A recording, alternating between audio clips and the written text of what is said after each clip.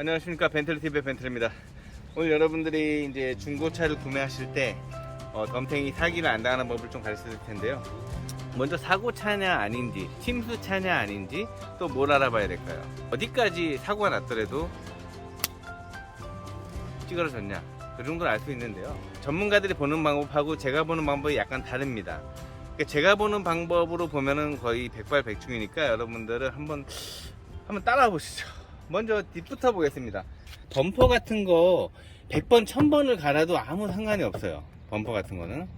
하지만 이렇게 좀 깊숙이 들어온 사고는, 이 안에 뒤에 트렁크까지 먹은 사고는 차체의 떨림이라든지 기울어짐이라든지 차의 센터, 유격, 방향, 조향성 이런 거에 영향을 줄 수 있기 때문에, 밸런스에 영향을 줄 수 있기 때문에 보세요. 여기를 열어보면은 지금 깨끗하죠. 거의 세차, 이런 먼지, 이런 쓰레기, 바퀴벌레가 지나가도 상관이 없습니다. 이 철판만 보세요. 이게 신차 나온 것처럼 깨끗하잖아요. 근데 보통 사고가 난 거는 용접이라든지 뭐 화상 입은 것처럼 여기가 도돌도돌 하거나 이렇게 용접한 그런 느낌이 있습니다. 그리고 실리콘을 막 덕지덕지 발라놓은 경우도 있어요. 근데 이 차 같은 경우는 사고 차면 제가 100만원 물어줄 수 있을 정도로 사고가 안 되는 건 확신합니다. 근데 문짝을 갈았는지 안 갈았는지 보는데요. 뭐 문짝이야 뭐 갈을 수도 있죠. 하지만 왜 문짝을 갈았냐 안 갈았냐가 중요하면은 문짝을 갈았다는 것 자체가 엄청 큰 사고라는 거예요. 솔직히 찌그러지면은 판금을 합니다. 근데 문짝을 아예 갈 정도면 거의 피지 못하고 사용을 못할 정도로 크게 문짝이 부서졌다는 거기 때문에 좀 강한 사고였을 거예요. 여기를 풀러서 빼는 그 직원은 없을 겁니다. 여기를 풀러서 빼기 때문에 나사선이 많이 뭉개져 있거나, 그리고 나사선만으로는 볼 수 없는 이유가, 제가 보는 방법을 가르쳐 드릴게요. 이 나사선은 뭉개질 수 있어요. 이 조임 작업을 할 때 너무 세게 조여서 뭉개질 수가 있지만, 요 부분, 요 나사선 밑에 부분 있죠? 요 부분이 페인트 까임은 숨길 수가 없습니다. 요 부분. 이 정도면은 다시 풀렀다고 말할 수 없을 정도로 괜찮은데요. 요 밑에 부분, 바로 요 부분에 페인트가 까지는 거를 막을 수는 없습니다.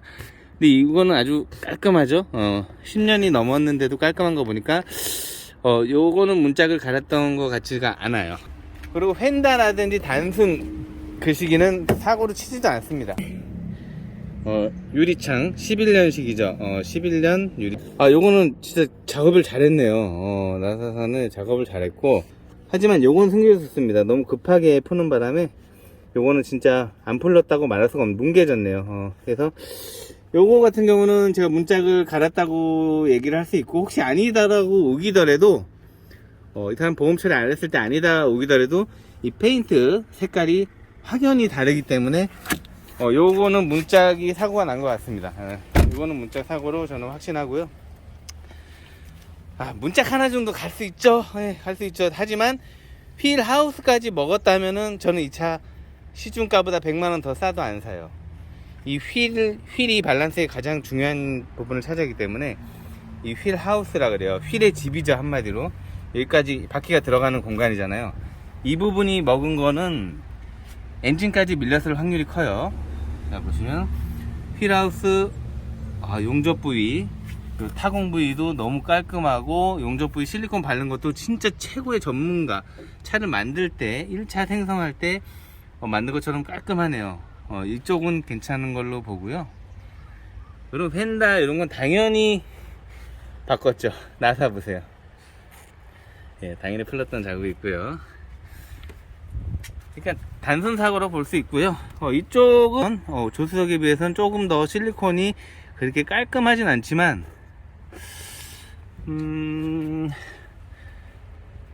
그래도 제공정이라고 느껴질 정도는 아닙니다. 생산 과정에서 조금 실력이 같은 현대지만 조금 핸드폰을 보면서 작업하시는 분들도 있었기 때문에, 그때 당시는 조금 실리콘 작업이 조금 미흡하지만 그래도 이건 사고차라고 재작업한 거라고 보긴 좀 힘들 것 같습니다. 그래서 휠하우스는 이상 없는 걸로 보고요. 이쪽은 풀렀던 자국이 없죠. 이쪽은 전혀 풀렀던 자국이 없고요. 자, 엔진룸 한번 보겠습니다. 엔진룸 같은 경우는 굉장히 중요한데요.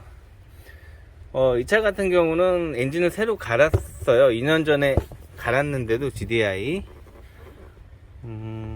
이게 리콜이 돼요. 무상 리콜이 되는 그 방식입니다. 혹시 아반떼 MD 타시는 분들은 엔진 오일 먹는 문제로 리콜이 되니까 한번 가서 교환하시기 바랍니다. 그러면 엔진만 멀쩡해도 오래 타니까 보니까 엔진이 보통 5년 이상 다른 보석에 비해 신품임에도 불구하고 금방 이렇게 더러워지잖아요. 그렇기 때문에 이건 엔진을 갈았다고 문제가 되는 문제 아닙니다. 왜냐면 GDI 엔진은 다 무상으로 다 엔진을 갈아줬기 때문에. 그래서 오히려 엔진이 깔끔하네요.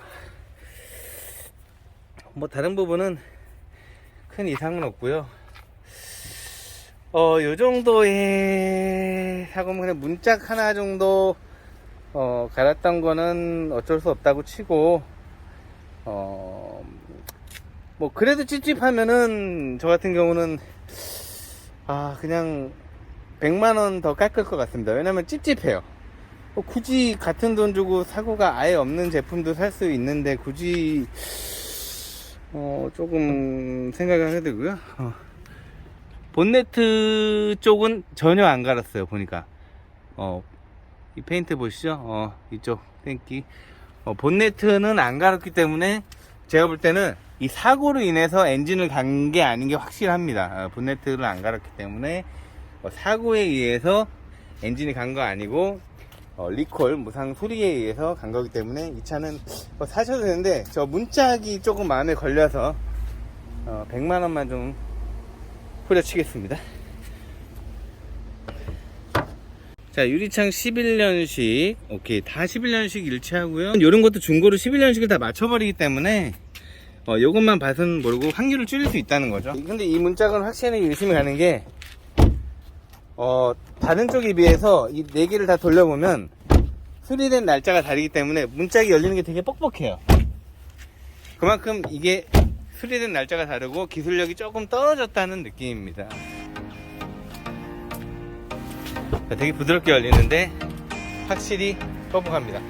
아니 문짝해서 40만원만 제가 빼주시면 바로 몰고 가겠습니다. 지금까지 벤틀리TV의 사고차 어떻게 감별해서 중고차 사야 되는지 리뷰해드렸습니다. 지금까지 벤틀리TV의 벤틀리였습니다. 감사합니다.